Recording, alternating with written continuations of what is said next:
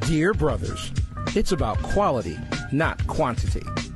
So guys, it should be your conversation where you flow your presence enough for a woman to want to be around you, not how much money you spend.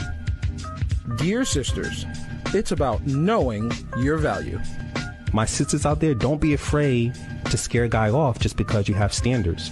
Dear brothers, dear sisters, it's time to come together. Hey, welcome to another edition of DBDS Live. I'm your host, Mel Money, and I'm here with the transformational coach, personal development coach, my sister Gianni. How you doing today? I am doing well and blessed. How are you doing? It's gorgeous. I heard it's gorgeous up there. Absolutely. It's gorgeous. It's like 92 degrees up here in Connecticut. It's extremely hot, but I'm not complaining because I'm looking forward to this weather. Can't complain. I hear that. Me too.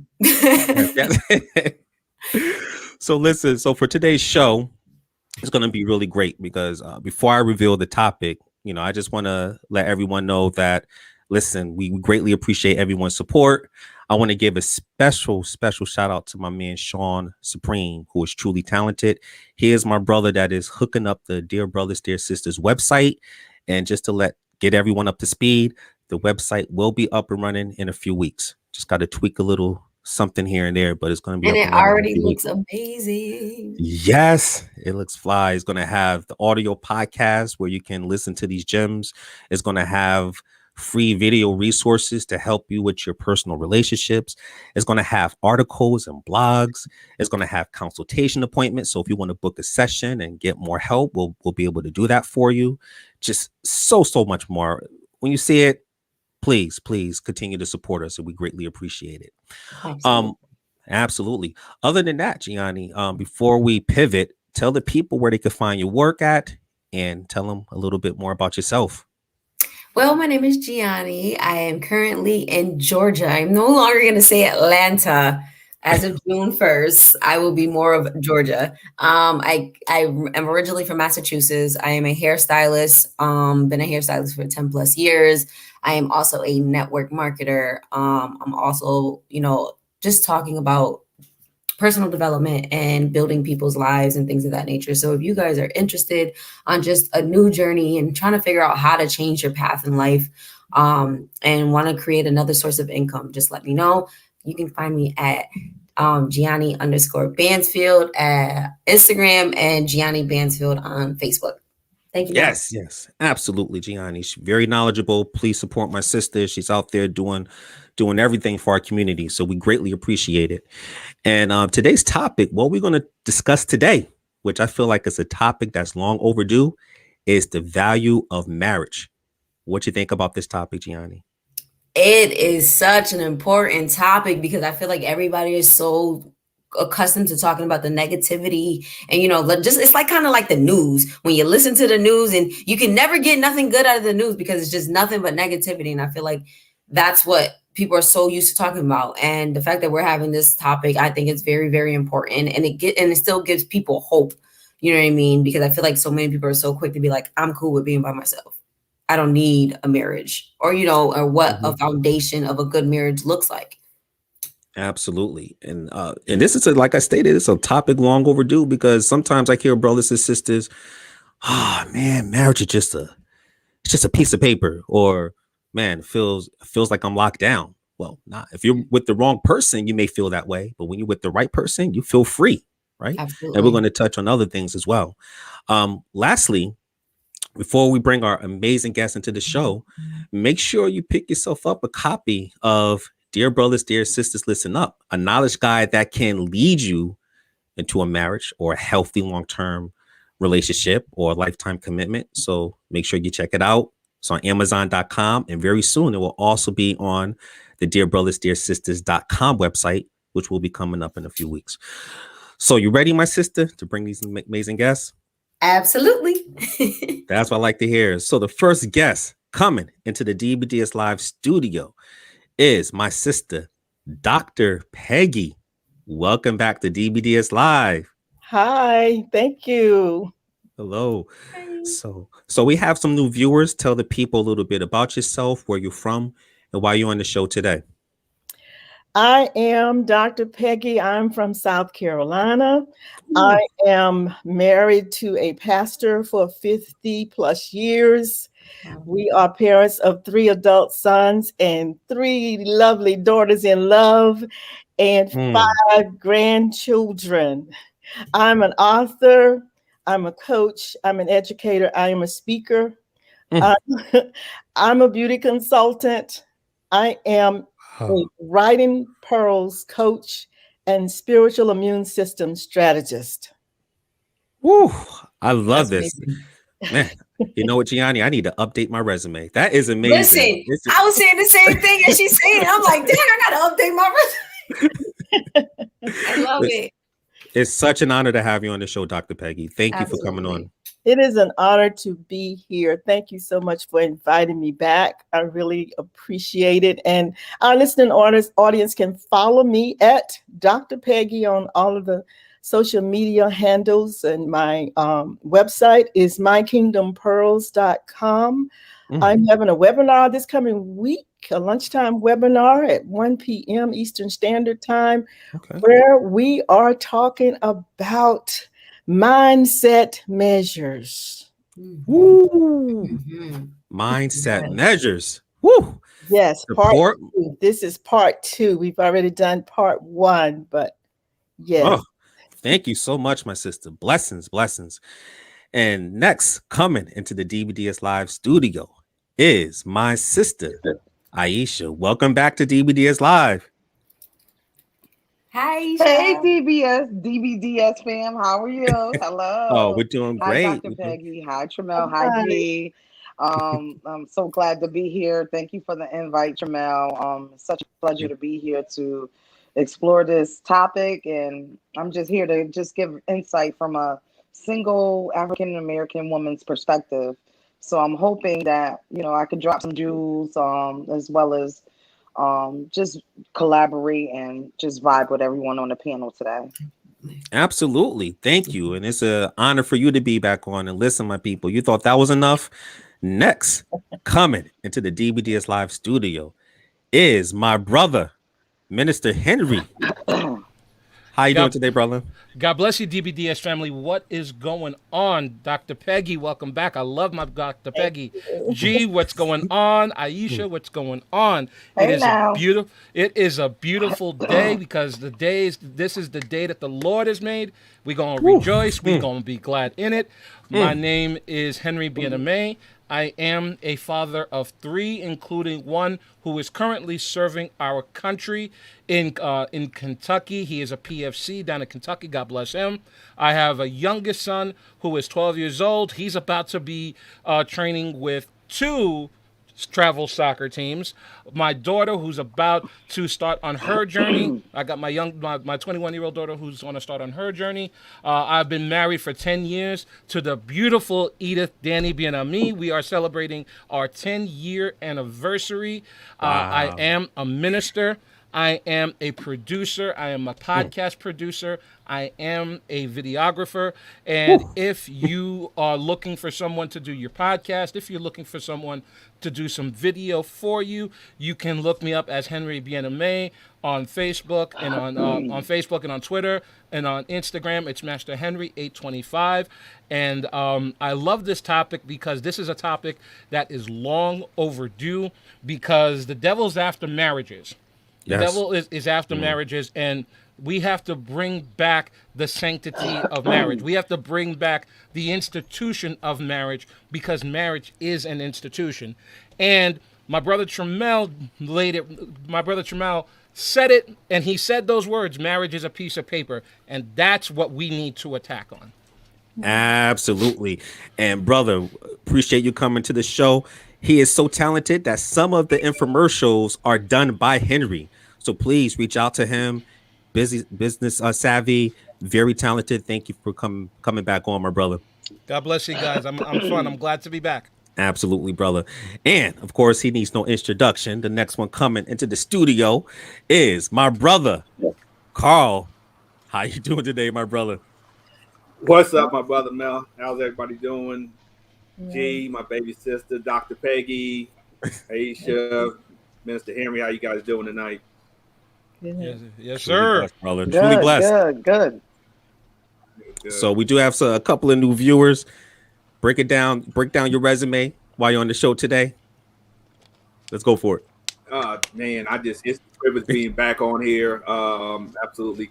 Coach, call the coach is what I'm called. That's my IG handle. I'm a life coach, specialized working with men, teaching them how to be kings. So they can be kings of their castles for their queens. I do coach women also. Business owner, I have multiple businesses that I currently own, and in the process of starting 2 other businesses up. Never can have enough streams of income. A forex and crypto trader, loving that avenue. If you guys want to learn more on that, definitely reach out. And just being on the show tonight is big for me. I value marriage. Was married for 20 years, but I did. Going through a divorce did not stop me from desiring to be married again and being in a relationship. God gives us all free will, and sometimes people make a decision to go another way because they think the grass is greener somewhere else. And sometimes we have to let them go and allow the Lord to put somebody else better in that position to take to be with us at that point in time. So I'm looking forward really to tonight's show. Absolutely, brother. And as always, man, it's always a blessing to have you on because you're so knowledgeable as everyone else is. And Henry, thank your son for his service as well. I just want to mention that as well. So today's show, we're going to elaborate on this topic. Not everyone, as I stated earlier, sees the value in marriage. Some may see it as a death sentence, but I personally believe that some of these false narratives comes from people who are currently in bad or toxic marriages, or modern society who are so fixated on instant gratification that they can't see themselves on one person, or some even believe, as I stated earlier, that it's just a piece of paper. But whatever the reason is, I'm here to tell you from experience, listen, marriage is not perfect, but with the right mindset and the right person, marriage is actually a blessing. All right. But before we get deep into this topic, we have a DBDS Anonymous section where people post their thoughts and issues. And I'll go ahead and have my brother Carl read the letter. Take it away, Carl. Hello, DBDS. I'm new to the group, and opening up has always been a little hard for me, which is one of the reasons I am recognizing has put me in a situation with my marriage. I've decided to start the steps to fix myself and repair my marriage. I wrote my wife an apology today. It was more notes than a letter, just something I could say to her. She wanted to continue talking after. I thought what she was saying did not let myself get personally offended at criticism. There was yelling, but then she said maybe we should be allowed to see other people. We've been married for over 7 years, and she mentioned she would like to test the waters due to my lack of confidence and our constant arguments over years. We also have 2 beautiful daughters. I didn't react, just listened, and after it all, that I need to work on myself before I could think about bringing on another person. But if that's something you feel needs to happen, I understand. We talked a little more, and after she asked if she could keep the note, I mentioned it was kind of scrambled, but that was fine. She grabbed it and said that she wanted to keep it to remind her I am trying.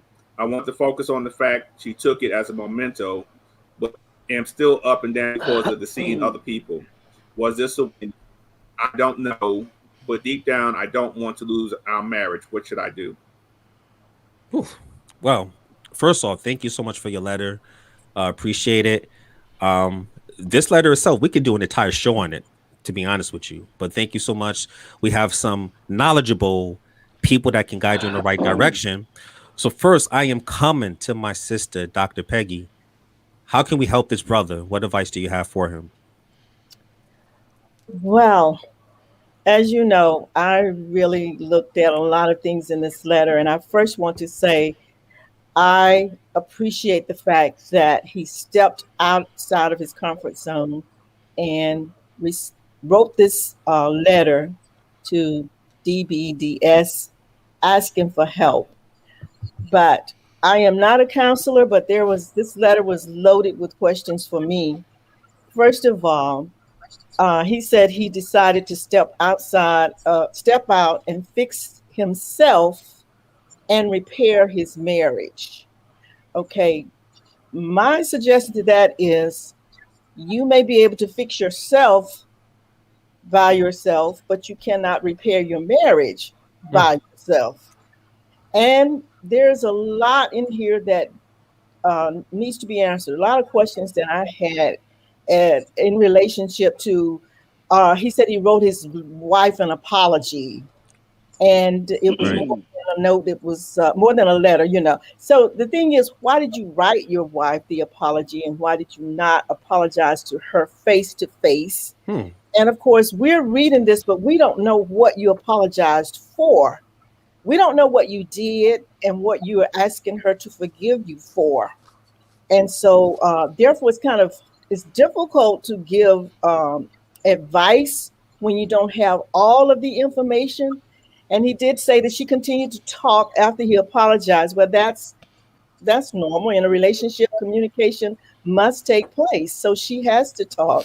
But and then he said he didn't get. He said he did not allow this to offend him when she was criticizing him. Mm-hmm. So we don't know what she was saying, and we don't know if it was criticism or if it was feedback. Because sometimes people look at feedback as criticism, and it actually is not the same. He said there was no yelling, which gives me an indication that there's been a lot of yelling going on in the marriage for these years. And she said in that process, maybe we should be allowed to see other people. That was a huge red flag for me right there. Why is she saying maybe we should see other people? What was it that happened in the marriage? What was it that he apologized for to take her to that extreme?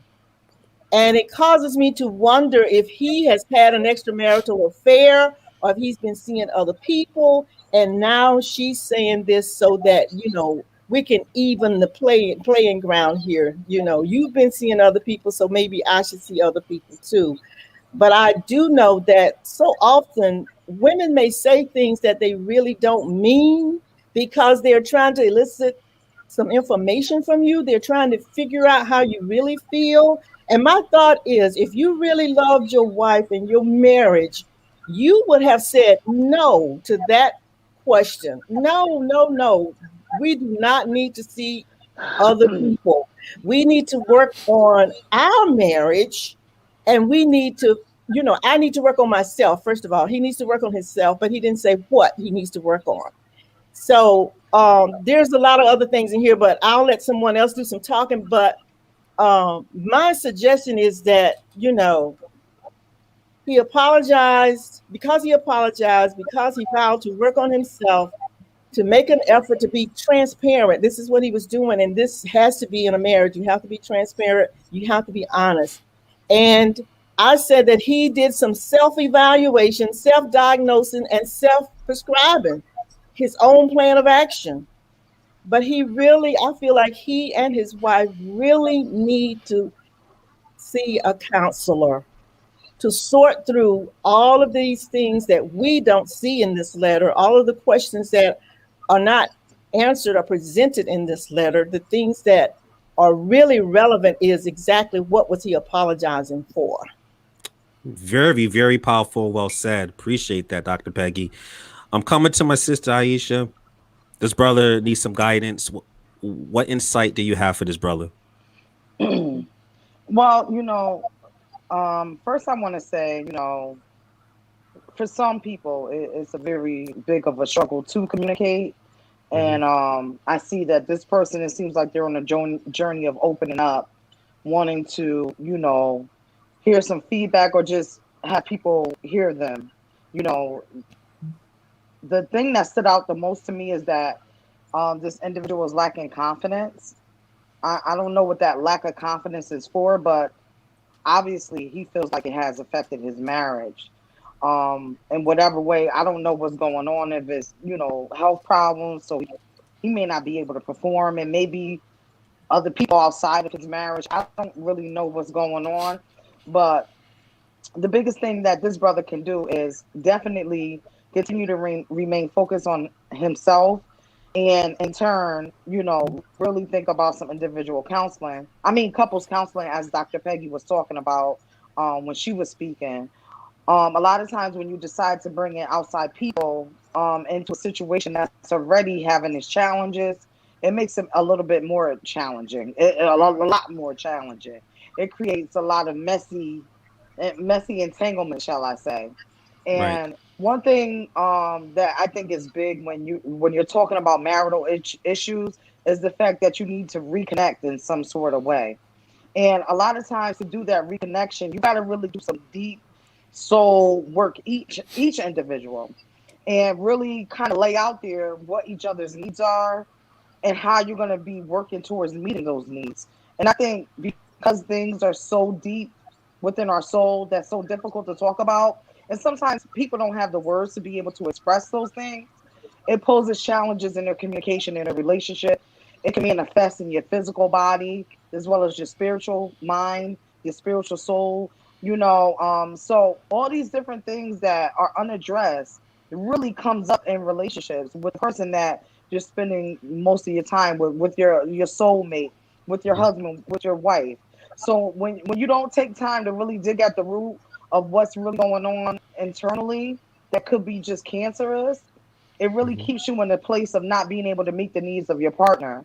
So I think at the end of the day, he may hear what she's saying. He has a listening ear and may feel really bad that he doesn't have the wherewithal to be able to meet the needs of his wife. And so now it's like, well, you can't do it. So somebody else, can I date somebody else that will, whatever those needs are? And I think that a lot of times you got to get to the root cause of what each other's needs are, try to reconnect, and Mm. really put out there on the table what's really going on with each other individually, and how could we both show up a little bit better to kind of make this as less toxic as possible. That create that there's a need for vulnerability. You got to be vulnerable with each other, and you got to work through that whole process. It's a process to being vulnerable for some people that have not had their voice or don't understand their voice or themselves. So this brother, his journey on self evaluation, self awareness, to actually speak and verbalize himself in a written form and verbally, to have a listening ear. Continue to do that. That requires discipline. It takes time to master communication. And if you're going through something that's creating a barrier for you to be able to speak or just show up, for your partner, all of that stuff is a process. Embrace the process, and I would implore that his wife definitely meet him on this journey and do her own work, because we all got work that we got to work on. So, brother, keep pressing, keep Mm-hmm. seeking self-knowledge, wisdom, understanding the self, and you know what? You'll navigate through this situation.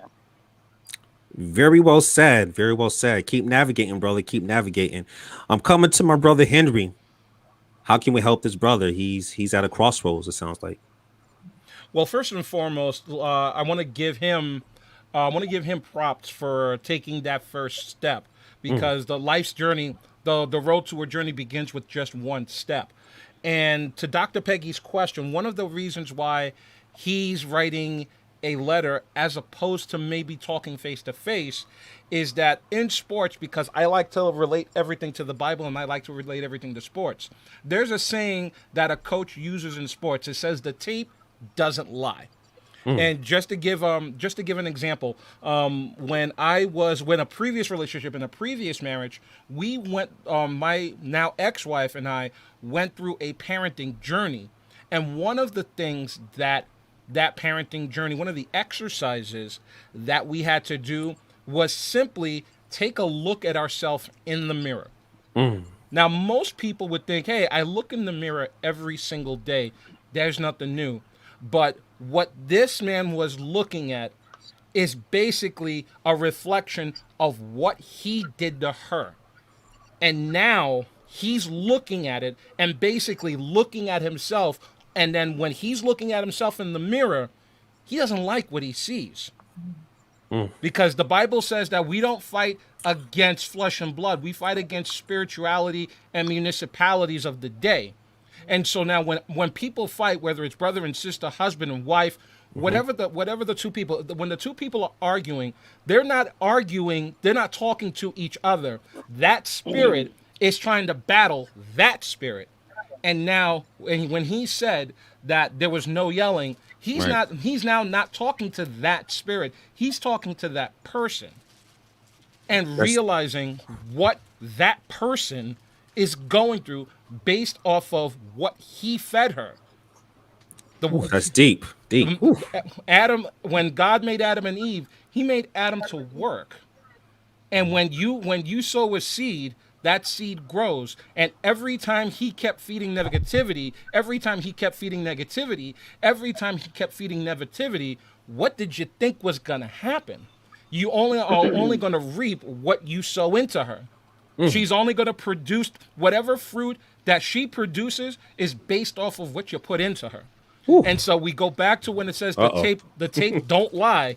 The tape doesn't lie. She's telling you, she's not yelling at you by your thing. She's telling you what's happening. She's telling you what you did to her, and you're the cause of it. So God bless you, and I hope you continue on your journey. I hope you continue to get that counseling, both of y'all, because it takes two to tango. It takes two to make a marriage, and it takes two to bring a marriage back together. Ah, man. I normally don't do this, but enough said. I'm coming to my brother Carl. How can we help this brother? What are your thoughts? I'm first, Mel, you and I have talked about the letter briefly before this show, and if he's watching, listening, you can, when I get done, understand why I'm saying this. You definitely can reach out to me, and I would, I will help you for free. I wouldn't even charge you. I definitely would help you and guide you with certain things. I've been down this road, was married 20 years. And first off, I applaud you absolutely for even writing the letter into DBDS and having the ability to do that. I applaud you for taking a stand to recognize that you may have made some mistakes in your, you made some mistakes in your marriage. That doesn't mean you are completely at fault. And then the ability, and I'm taking it a little bit different than what someone saying about the letter. Understanding sometimes a letter keeps you out of a toxic situation. If you have an individual who is unwilling to hear them, and he may have been in this situation that his wife does not hear him, he has to write a letter. I was literally in those same shoes where I had to write a letter to apologize. And again, the things I was apologizing for were minuscule, but I still felt enough to look at myself and say, what problems did I cause? I wrote them. And literally, the response I got was she tore up the letter and threw it in my face. It didn't matter. But you have to understand, the situation is different. We don't know all the facts. We don't know the different things that's out there. But I will say this. Your wife wanting to see someone else, or y'all see other people. I remember the day sitting in the Walmart parking lot and looking at my ex-wife, and she was like, well, things are kind of dull. Can we spice things up, and see somebody else? And I had to sit there extremely calm and not end up in an orange jumpsuit.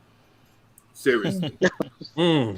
And there was no need for it. But unfortunately, you're asking for that. I learned later on that the pass had already been given months prior.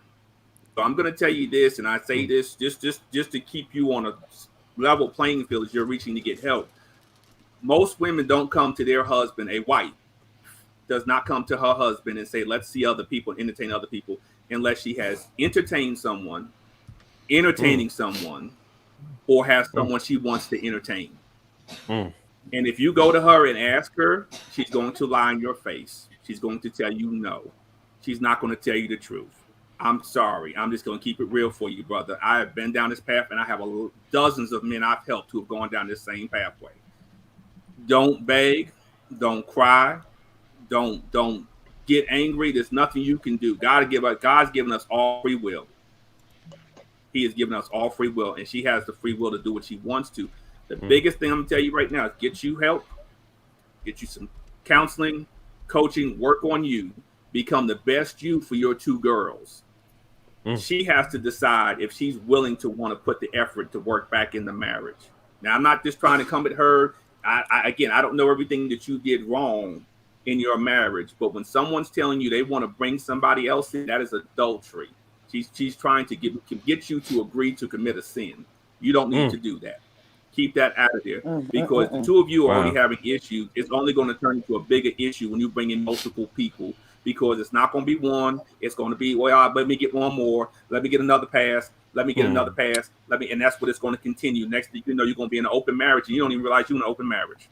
Wow. So don't go down that path. Don't put yourself in that predicament that you have to account for a sin that you agreed to because you were trying to save your marriage. Your marriage is not worth you going to hell.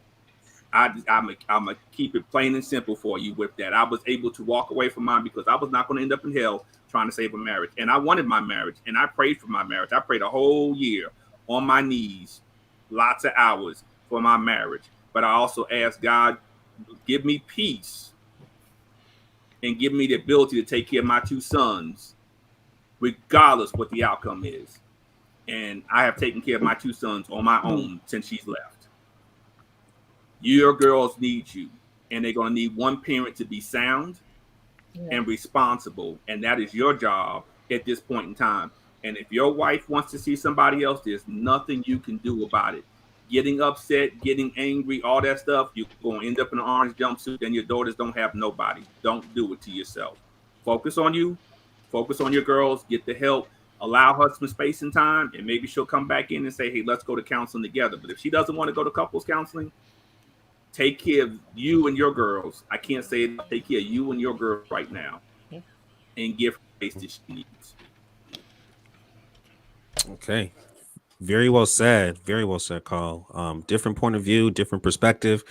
This is what we here to help. I'm coming to my sister, Gianni. What thoughts do you have? Okay, so my thoughts, this is a lot. I definitely like everybody's perspective on it. I'm totally gonna come from a woman's perspective from it because I am a woman.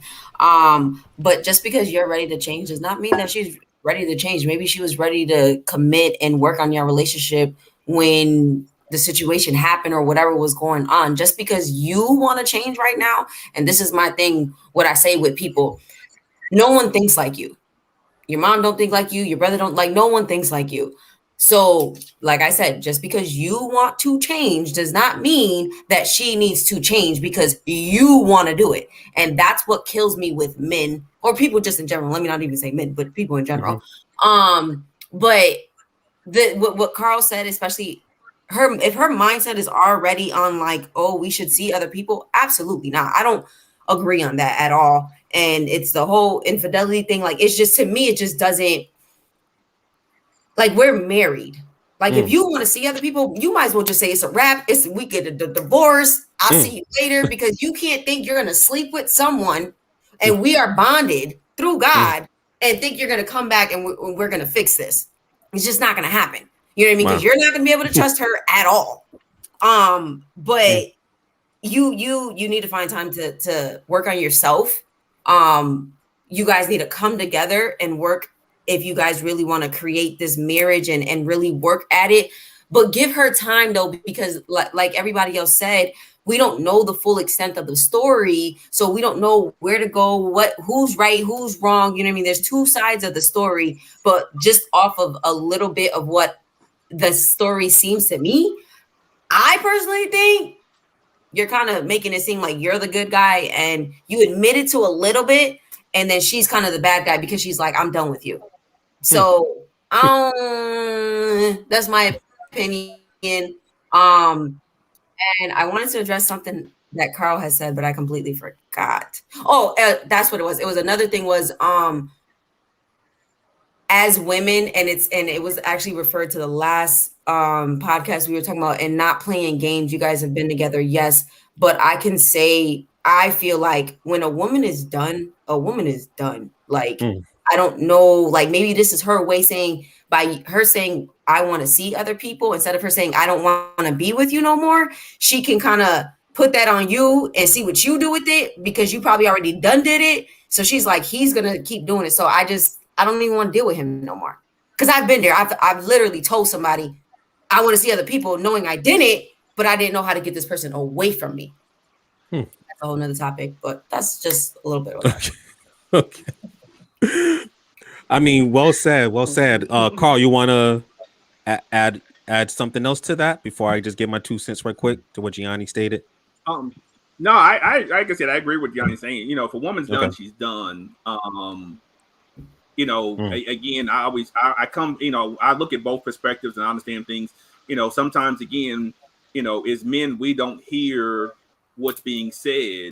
You know, I don't know everything he went through. I don't know if he was having to be a mind reader in the relationship that he was in, and she wasn't clarifying stuff. I'm not going to, you know, sit there and accuse the guy of having an extramarital affair. You know, that's normal. The normal simplicity that gets thrown to most men that that's what they do. It can be, like I said, it can just literally be something else that he just may have not. It's really a situation. It may have been he just wasn't. The confidence thing is what bothers me. That's where I'm really at on a lot of it. His lack of confidence and his inability to open up, as he talked about in the beginning of the letter, bothers me, because sometimes if you're not confident, you're not sure, and we've had this conversation sometimes even in the group, you know, him not really being an alpha male and being in charge and doing the things that he needs to do, she's kind of, I won't say she's walked over him, but she's looked at him as weak and not able to take care of the household. And he may be doing certain things, it's just not to the level of what she wants, which goes back to, as we talk about marriage tonight, is, you know, we talked about the interview process too. You know, when you're dating, you got to interview people. This, whatever he's shortcoming on now, he was shortcoming when they were dating. You know, but his confidence, that bothers me some, that he's like, I'm just trying to open up. I'm new to the groups. I'm trying something different. I'm this, you know, I don't know how he was raised. He may have been raised in the household where he was not allowed to speak, you know, so now he's having to communicate with his wife, and he doesn't even know how to do that because he may have grew up in a household with one parent and never saw parents communicate. So that's why I'm looking at that. If because of his lack of ability to communicate and lead, a woman will look at you weak and say, I don't want that. Interesting. Definitely different point of view. I can see from both perspectives. Yeah. Bless you, G. I mean, as I mentioned, no marriage is perfect. And once again, we appreciate you reaching out. And the panelists, they dropped some gems. However, you mentioned that you had a hard time opening up to your significant other. That's one thing that you pointed out in your letter. And I'm glad that you're working on this particular area. But I have to ask, you know, all the emotional investment put into 7 years of marriage and 2 beautiful daughters, why weren't you open to your significant other all that time? You know, because you chose her to be your wife. To me, that communicates that there's a strong level of trust, that, you know, she'll never take advantage of you unless there's missing information in the background that you may feel closed off, which we all are speculating, you know, from either end. But you chose her for a reason, because normally the more you trust your wife, the more you should feel completely safe and comfortable with her. And also, you mentioned that you lack confidence, which is something that you have to instill. But I think your situation needs more than just a letter, because I believe, as Dr. Peggie stated, and as everyone else stated, seek marriage counseling. I think that would be the best way to express your concerns and diagnose the problem in your marriage. And if you both truly have a strong foundation with God in your life, you know, despite this issue you're going through, then I'm fully confident that your marriage may survive. Right. So once again, thank you so much for your letter. We're going to go ahead and continue with the show. But again, it takes courage to reach out. And that's the first step that you've done. Appreciate it. Now, finally, we're on our first topic, which may be the last topic of the show, but we're going to go ahead and keep it flowing. So the first topic of our show, based on the value of marriage, is married people live longer and healthier lives. Man, I cannot tell you, when you have the right person in your life, there's data to back this up. So let me lay this out here. So I have nothing against my single folks out there, by the way. But when you're married to the right person, it can affect your mindset to be as healthy as possible to continue your journey of life with your committed partner. In fact, I'll pull up some data right now. According to the Harvard Medical School scientists, they evaluated 3,682 adults over a 10-year period. And even after taking major cardiovascular risk factors, married men and women had a 46% lower rate of death compared to unmarried men and women. And listen, that's just one study compared to all the others. So I'm coming to my brother Henry. What are your thoughts on this particular topic? Oh, you're muted, Henry. All right, there we go. For the purposes of full disclosure, I'm on my second marriage, and I'd like to say my most successful marriage, and not even hopefully, this will be my last marriage. So death do us part. Okay. But what God puts together, no man is going to turn asunder.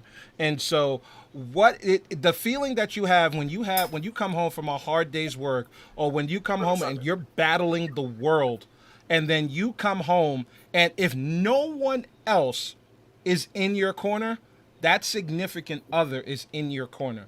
If you have to battle the world, if you have to go out there and literally take slings and arrows and insults and everything that the world throws at you, because the world isn't kind to anyone, and then you have someone to come home to that you can unload to, that you can feel vulnerable with, that you can rest in, that's the greatest feeling to have. There's a reason why when people go to war, they take care of the home front first. And it takes two people, it takes a wife and a husband to take care of that home front. And once that home front is on solid ground and they're confident in each other, man, there's so much of a mental weight that's lifted, because no matter what goes on in the world, no matter what goes on out there, no matter who I see, no matter who I'm looking at, I know what's waiting for me at home. And there is value to having someone to say, you know what? Welcome home. I'm glad you're here. Ooh, okay.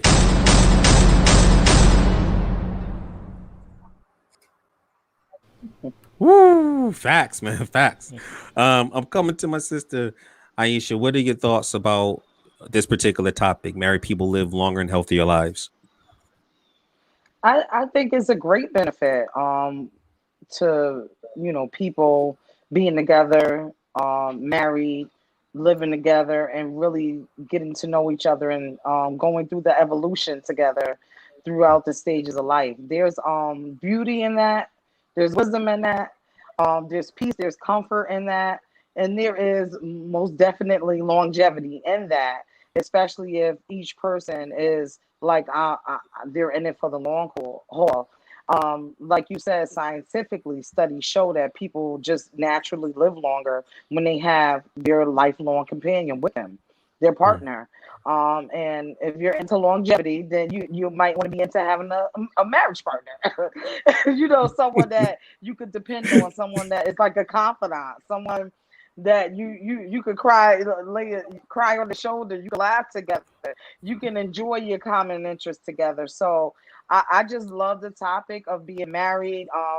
I love the fact that there's something so energetic and wonderful and God-fearing about love that it could just make people live longer. The whole notion within itself is just like something that is like, I have to have that. I'm going to have that. Like it's just something that just makes me feel like, okay, I got purpose here, and part of the purpose God created for me to have this life with someone who is specially designed for me. And I'm specially designed for them. You know what I mean? So I think it's a beautiful thing. I think it's like a depth to it of love, that when you're with someone and you're so connected because you guys have been with each other for so long, there is there's beauty in that. And it saddens me sometimes where, because of what people may have been through in life, they may not see the value in that. But like Henry was talking about, there's great value in having someone that is there by your side as your soulmate and is willing to ride this journey out in this a natural earthly realm, to see what beauty God can do within the marriage. Very well.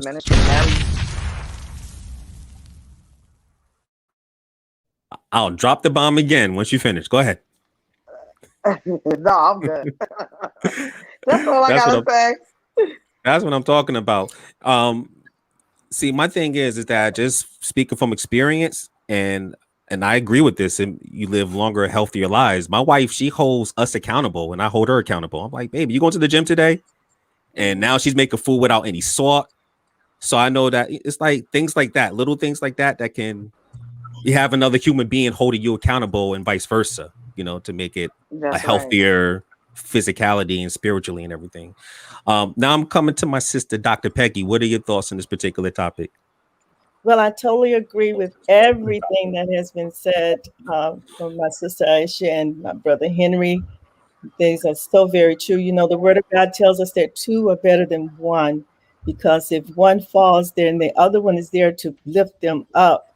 And so there's just so many aspects of being together in a loving and healthy relationship, marital relationship, that you are helping one another. You're friends with one another. You're not just lovers, you're friends. So friends and lovers look out for one another. You take care of one another. We're in a spiritual battle together. So we battle that we go to battle together in prayer and in so many things, in so many areas of our lives, that we are able to see. We're able to see the enemy fighting that other person, and we can step in and make them aware of it, or we can pray for them in that area. And you know, when you've been married with someone for the number of years that I have been married, you also come to understand that there are other things that keep you together and keep you loving and healthy over the years. Because as you said, Mel, the accountability, you keep one another accountable. If you see that someone is gaining weight, or they're not eating healthy, or there are things that they need to be doing, sometimes, you know, I've had to tell my husband, you need to go to the doctor. No, you don't need to just overlook this. You know, you need to go check this out. And when he did, you know, discovered that there was something there that he probably would have just overlooked had he been alone. And then, excuse me, there have been times when one has gotten sick over in the night, and if the other had not been there to get help immediately, they would have been gone. And being together as partners, you know, that helps with the loneliness. You know, you hear sometimes people who are alone, they talk about how alone they feel. They feel that they are just doing everything alone against the world. It's like them against the world alone. And so therefore they feel defeated in a lot of areas. As it relates to mental health, in every dimension of our lives, as it relates to mental health, that partner will begin to see that something is going wrong here and we need to do something about it, or they'll pray about it. They'll step in and pray. And I know there are many times when my husband would have been taken advantage of if I had not been there and said, oh, no. This is not going to happen. Same with me. I would have been taken advantage of if he had not been there and he saw what was happening and he opened his mouth and he said something and he did something, because we protect one another. So I agree with that statistics, that research, and there are many other reasons that I could say, you know, as it relates to why you would be healthy. You have someone to communicate with, someone to talk to, someone that you know loves and cares about you, and you can be transparent with them because you know they are looking out for your good. They're not going to use what you're saying to them against you to hurt you or to harm you. So that stress factor is reduced, the worry is reduced.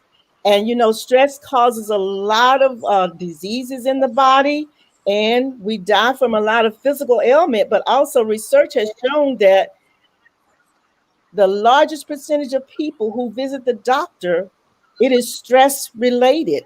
The stress has caused things to go wrong in their physical body, as well as their emotional and mental capacities. So therefore, not having to be stressed because you have someone and you know they got your back. You know they have your back. It does help you to be happier. It helps you to be able to relax and enjoy life and enjoy your family and friends and so forth, because you have someone who is in partnership with you. Absolutely. Very well said. Woo!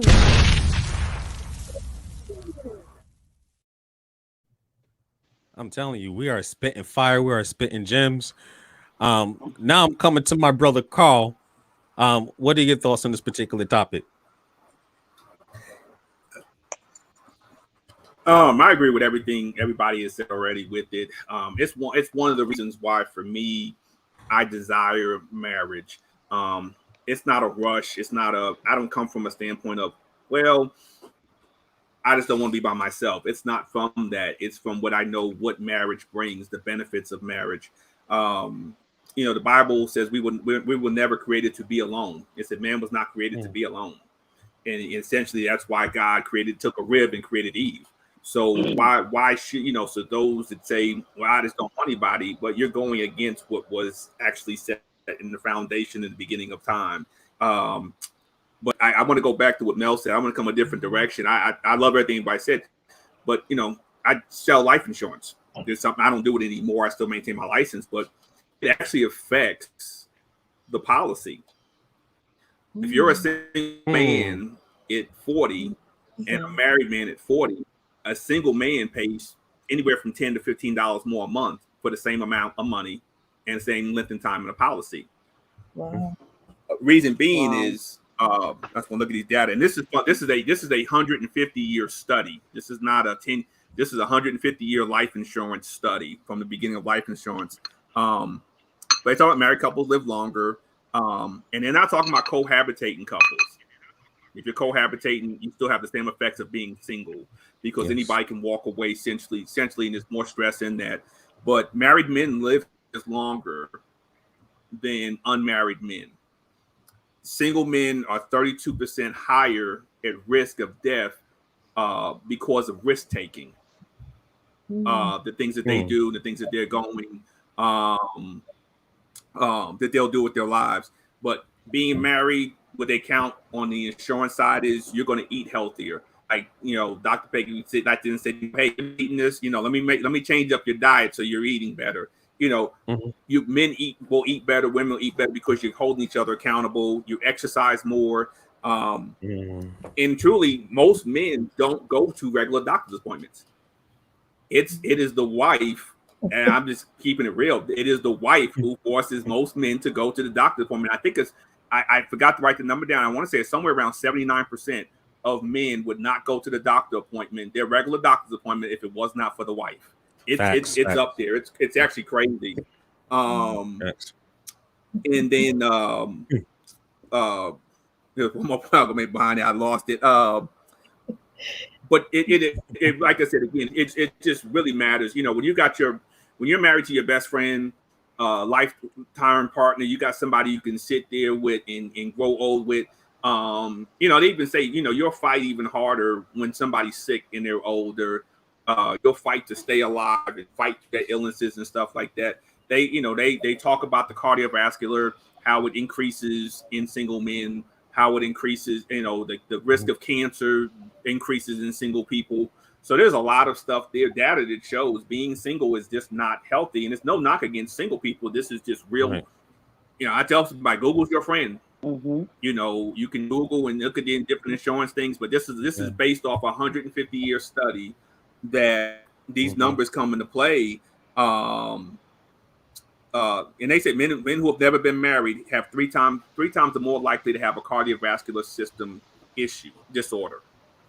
If they've never been married, they're 3 times more likely. So, I know one that I know, and they were saying, and then being married, and I know I'm coming from a man perspective, but this is where the numbers really play in a lot of stuff in the insurance company, but you actually get a discount on your insurance for a man being married to an educated. They just say the numbers decrease. A man married to an educated woman lives longer also with that. It's amazing how they look at this data and numbers with that. But it's crazy, but it's benefits. Who doesn't want to be with their best friend? Absolutely. Very well said, my brother.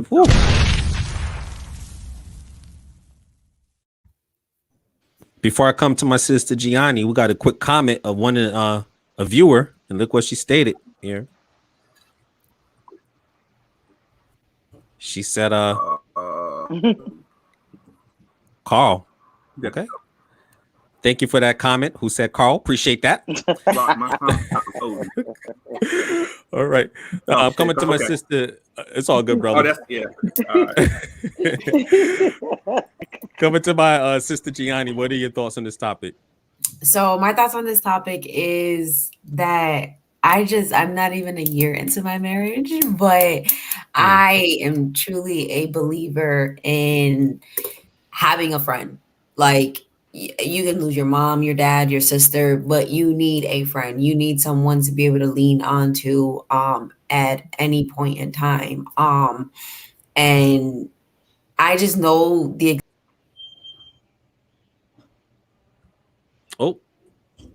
we lost her. Oh yeah, she just bloop, clicked off. It's all good. We're going to keep the show rolling. We're going to keep it flowing. I'm going to just do a quick follow-up question. So I'll come to you, Henry. What's your opinion when some people say, like, hey, marriage is just a piece of paper? That's all it is, just a piece of paper.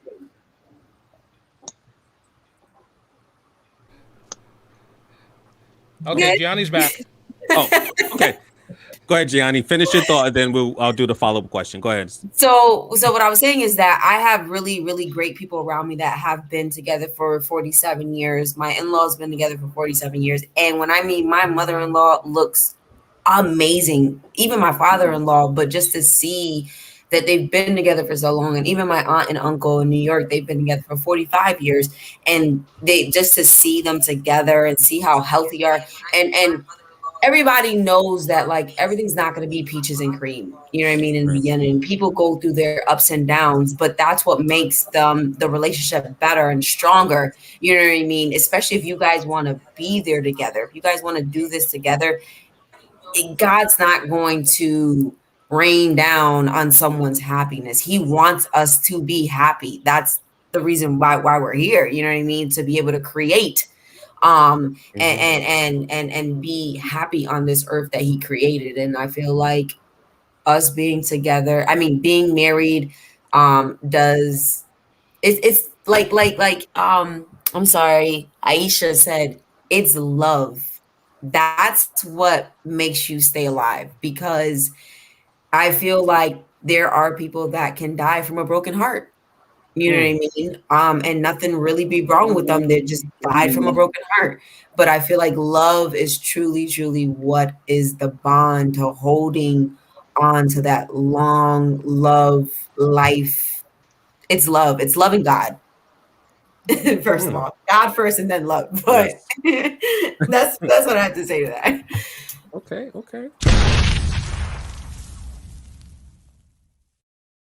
So I'm just going to go around just a quick, and I appreciate everyone, stating their perspectives. So my follow-up question is, how do you feel when people say, like, marriage is just a piece of paper?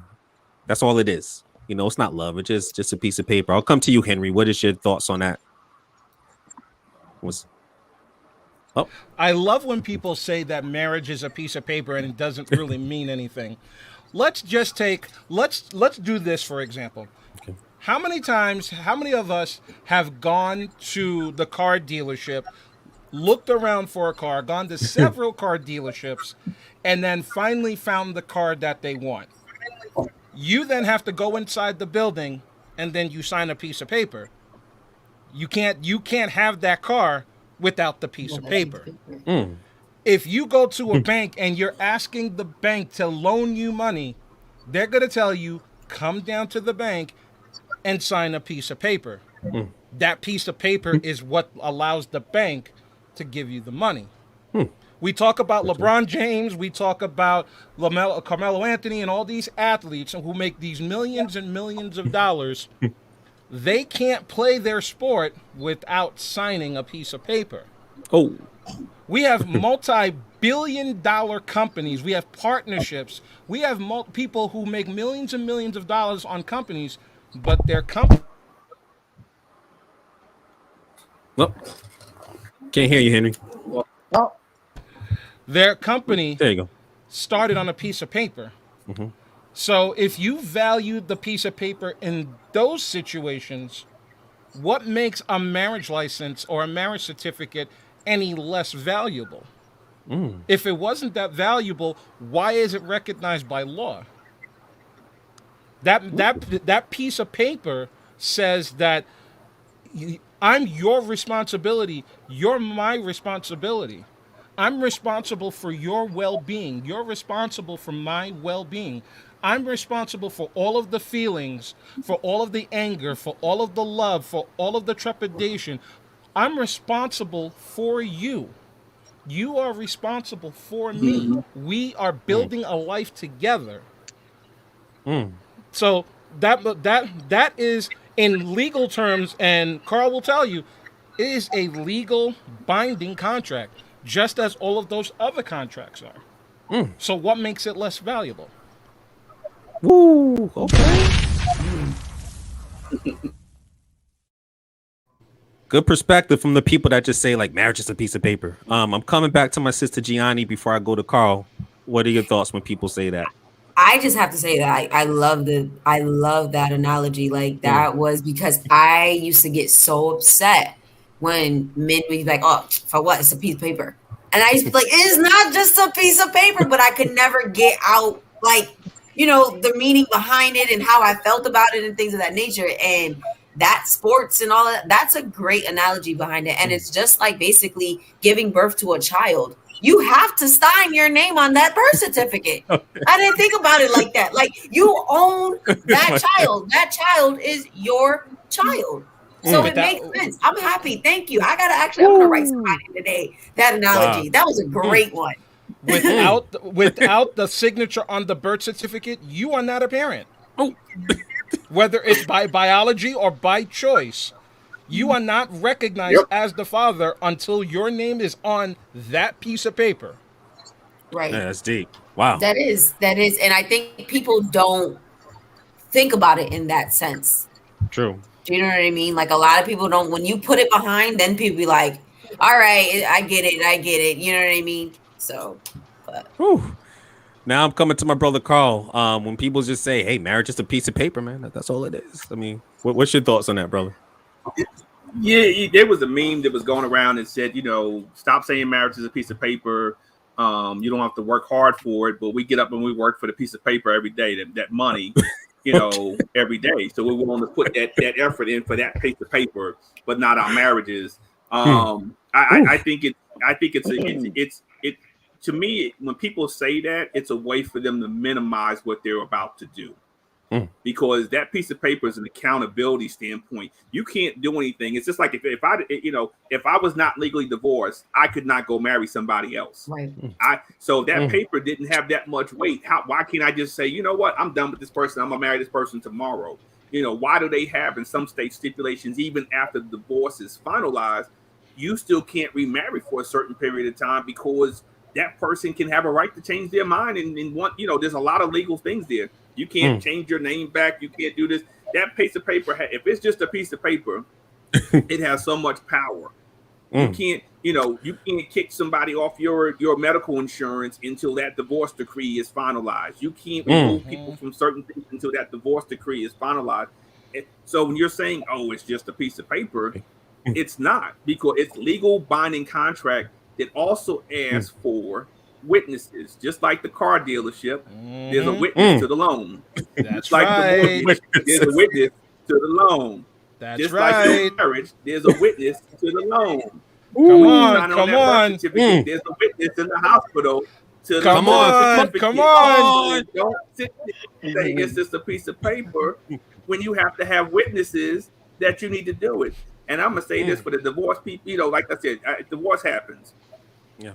I think they need to make it that everybody that came to the wedding should have to be back at your divorce, and you need to stand in front of them and tell them why you're getting divorced on it. I'm done. Yeah.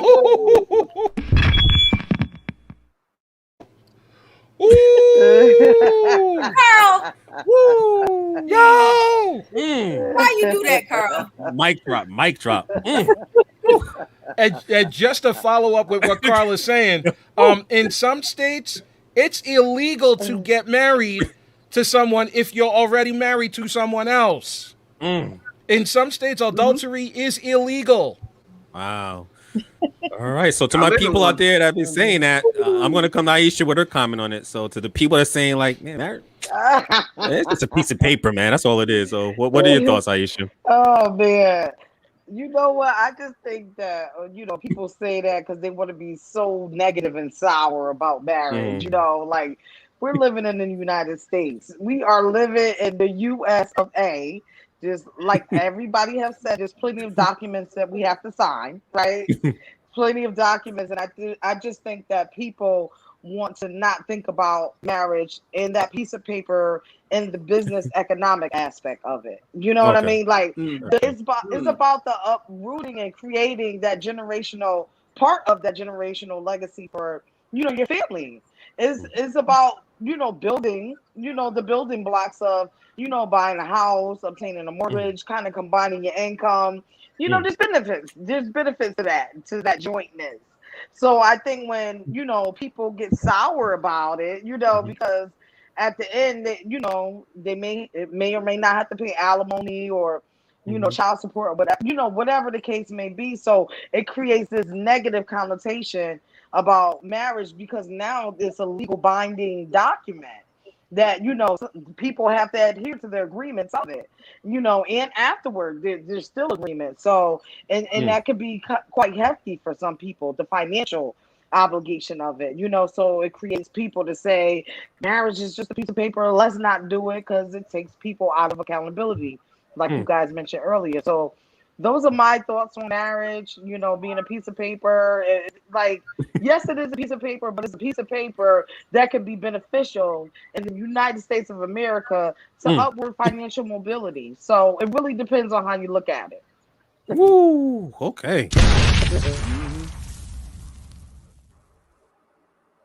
I just want to get a quick thought from Dr. Peggy before we take one commercial break. What are your thoughts when people say marriage is just a piece of paper? Well, I think people like to make excuses for their imperfect thoughts and actions. Marriage is a covenant agreement with two people and God. And it's not just a piece of paper. It's spiritual as well as physical. And it is legal and binding, not only in the sight of man, but in the sight of God. And so I think that we really need to think about the fact of how does God feel about me, voicing and saying before people, witnesses, that I take this person to be my wife, to be my husband. This is, aside from the signing of the paper. If they never signed a piece of paper, they spoke those words out of their mouth. There was a time our word was our bond, and we could not change that. We could not change our words. And now today, at one time, it wasn't recorded, but today everything is recorded that you say, at weddings and so forth. Someone is recording what you're saying. So it is legal, it is binding. And the thing that we all should be fearful of is that it is binding not with just the two people, but with God. So there's three people involved in this marriage and three people who have agreed to say, this is what we are going to do. And we signed the paper to prove it. So the paper that is taken very lightly is a reminder that I made this commitment. And a commitment is a vow. And the word of God says it is better not to make a vow than to make a vow and break the vow. It is extremely important. It is, like I said, two people in a relationship, two people who have decided that they're going to be in competition with one another to please the other. And it is a relationship that will reveal your weaknesses. It is intended to reveal your weaknesses because that's what relationships are all about. Not for the purpose of criticizing or pulling one another down, but for the purpose of working on your weaknesses. It's the same with God. When you're in a relationship with God, and people say God loves me just the way I am. Well, the closer you are to God, the more He's going to reveal to you those imperfections, those things that you need to work on, those things you need to change. So, marriage, that piece of paper, is legal and it is binding, not so much in the eyesight of man, but in God's eyesight. Woo! All right, my people. So we're going to take our first and last commercial break. And when we come back, it's about time for that Jerry Springer moment. Sit tight. This is DBDS Live.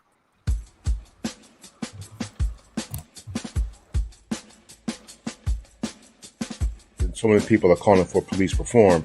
And so because they're calling for police reform, they may not understand that there are many organizations who are already responding. And I feel like you have to really get to know people, see if they share the same core values as you before you get involved with them. I want to ask a question as to how we got to this place right here, where mask wearing, where COVID-19, where public health is all politicized. I really want you all to think about this. How did we get to this particular point? It's really a nice balance when femininity and masculinity can mix together and just create this awesome, experience.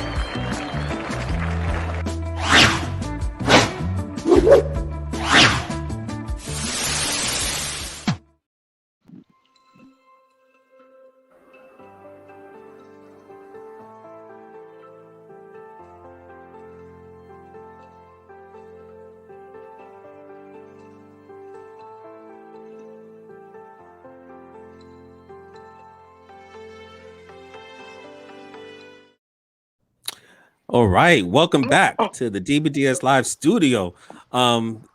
Listen, my sister Aisha, that commercial, make sure you check her out. Yes, save me some, Aisha. You can save me some. Pass that food over here.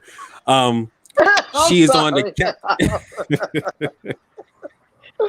Hey, it's all good. It's all good. It's all good. So she is on Captain Hunter's podcast. Make sure you check it out, where they talk about politics, all types of variety of different topics. So make sure you check out their show as well. So welcome back. I'm here with the Honorable Dr. Peggie, my minister brother Henry, my brother Carl, my sister Gianni, and my sister Aisha. And listen, we've just been talking about the values of marriage. And if you want to watch the show again, make sure you go to YouTube, type in DBDS Live. Please subscribe to the channel. And you can also follow us on iHeartRadio, Spotify, Amazon Music, and Podbean. Just type in Dear Brothers, Dear Sisters, Listen Up. All right. So it's about that time for our final thoughts for today's show. So first, I am coming to my sister, Dr. Peggie. What are your final thoughts for today's show?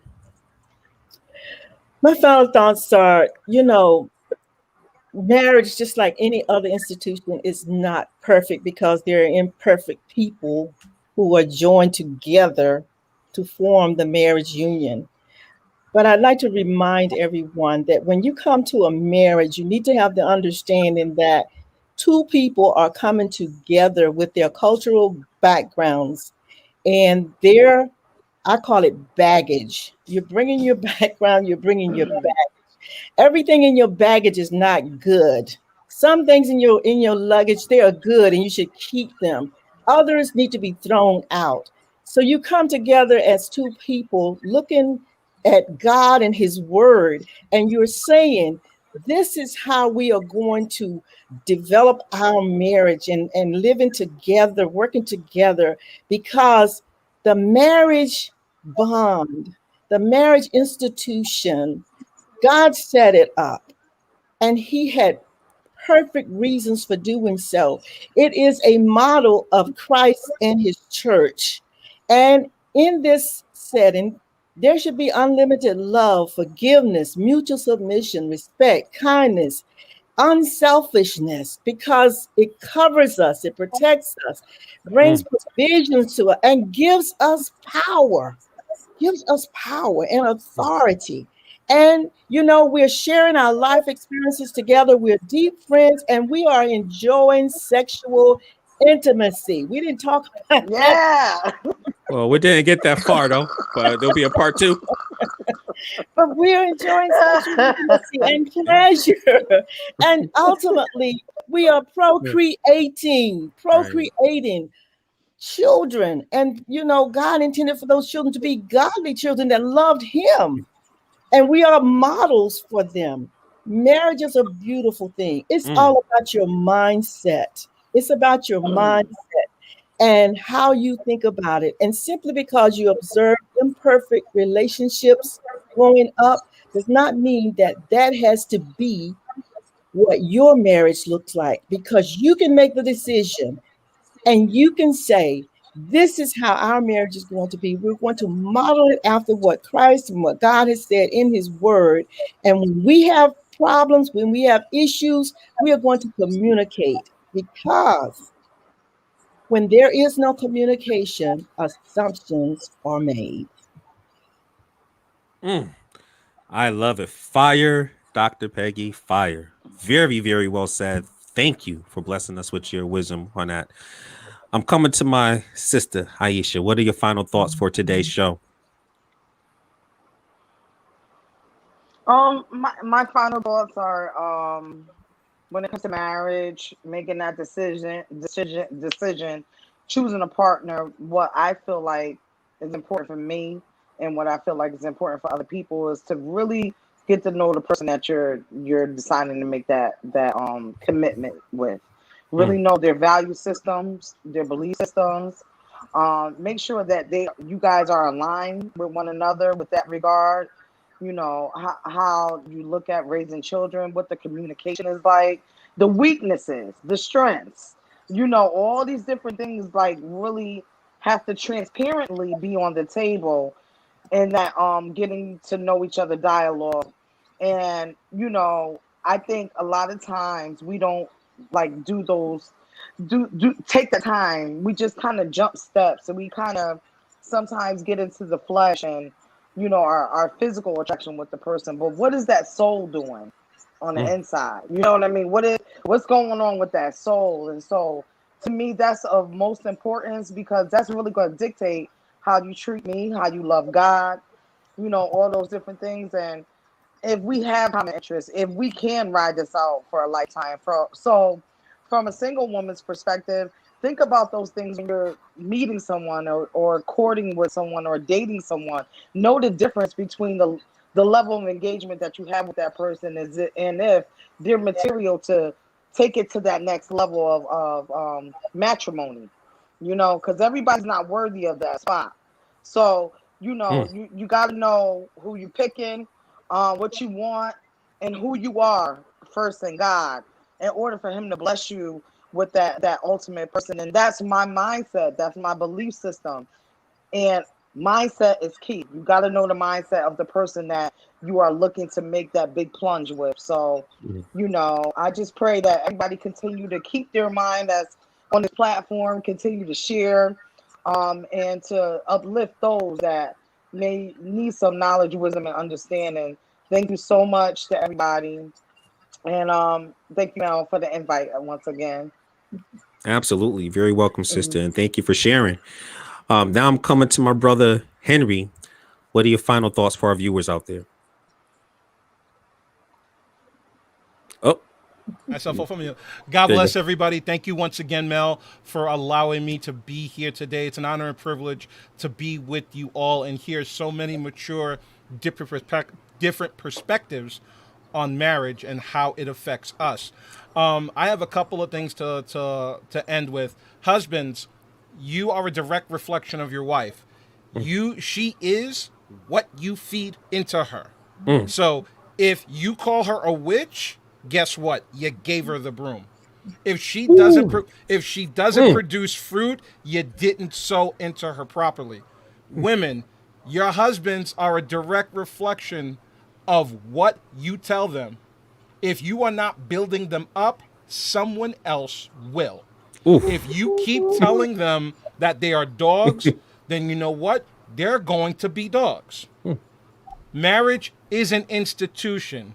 It is a sacred institution. We need to bring back the institution of marriage. God made Eve for Adam. God made him for her. God made her for him. And once again, I will always end with this. What God has put together, and they even say it in the government, when you go to the justice of the peace, the last thing that officiant says, what God puts together, let no man turn asunder. Whew. I mean, hearing you, every time I hear you speak, you're like one of those action people in the movie, and they get caught, but there's a weapon hidden underneath the shoe or something. You always have something fire to say, man. Some fire bullets that amazing. Amazing. God be the glory, brother. God be the glory. My goodness. I'm coming to my brother, Carl. What are your final thoughts for today's show? Yeah, Henry summed up a lot of that stuff, and again, it's just a powerful show tonight. But truly, if you are wanting to get married, stay away from the naysayers. That's number one. What you feed into your spirit, you control. And if you're listening to people who are negative because they had a bad marriage and they were out of their marriage, I never speak negative. And I tell people, as far as I really saw and heard and understood, it wasn't until year 20 that we had an issue. And that's both people who were friends with both of us would say the same thing. They didn't know anything either. So I say that to say, I don't speak negative about marriage. I never will. I think marriage is a blessing. I come from a family of long marriages, 60, 50, 70 years of marriages. And so why not be married? So stay away from the negative people. And I know jokingly, I kind of said something earlier. Well, I wasn't really joking on the if people think this marriage is a piece of paper, stand back under the people you got married in front of. On top of that, give back all the gifts you got if it's just a piece of paper. Oh, oh man. I usually don't do this, but I gotta do it, man. And finally, I'm coming to my DBDS sister Gianni. What a powerful show. What are your final thoughts for today's show? It was beyond powerful. And I just have to say thank you so much, because like I tell Mel, I learn something from everybody all the time. And I'm just always just willing to get information and listen. But my words that I want to tell people is just that we create our world. God gave us the ability to create. We create the world that we want. I know it kind of sounds like some people be like, oh, we don't create our world. We can't create our world. Yes, we can. We can think. And what we think is our spiritual side, and knowing that like what we're talking through, someone created it. So if you want a beautiful marriage, you can create that. You got to work at it. Nothing is just handed to us. Nothing is handed.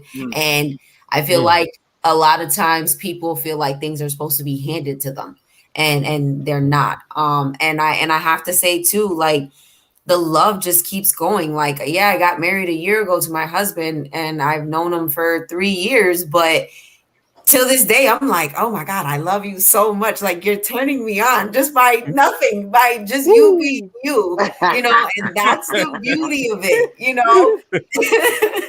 and it feels so that's good. Right. It's supposed to, you're supposed to elevate. You're supposed to bring each other up and encourage each other. And, there was just the other day, my husband was driving me crazy. So we're in the process of buying a home, real quick story. And he's just so nervous. And I'm like, cut it out. I'm like, God got us. God got us. And he's just like, that's what I needed to hear, babe. That's what I needed to hear. And I'm like, right. I'm like, because you ain't going to drive me crazy. We both can't be nervous, okay? But I have to say, if you guys want that marriage, I've said a little bit of my story. I've had a struggle, in it, not in my marriage now, but getting to where I wanted to be. But it's just to show you God is there with you. And when you ask for something, he might not give it to you right then and there, he will deliver when he feels you deserve it. Okay. Because I asked for my husband 10 years ago and I got him. So.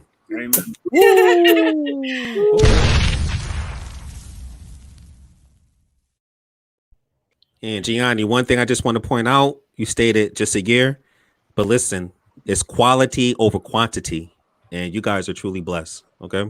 Thank you. Absolutely. So Yes. I just want to, my final thoughts for today's show. To me, marriage is a beautiful thing with the right mindset and with the right person. And I just want to make it clear that the institution of marriage is not negative. It's the people that some choose to marry, which makes them to have this negative view on marriage. But that's a false narrative, because marriage is a blessing which can spiritually wake you, help you live a longer and healthier life, provide more social capital, and provides a great example for your children of what a healthy relationship is.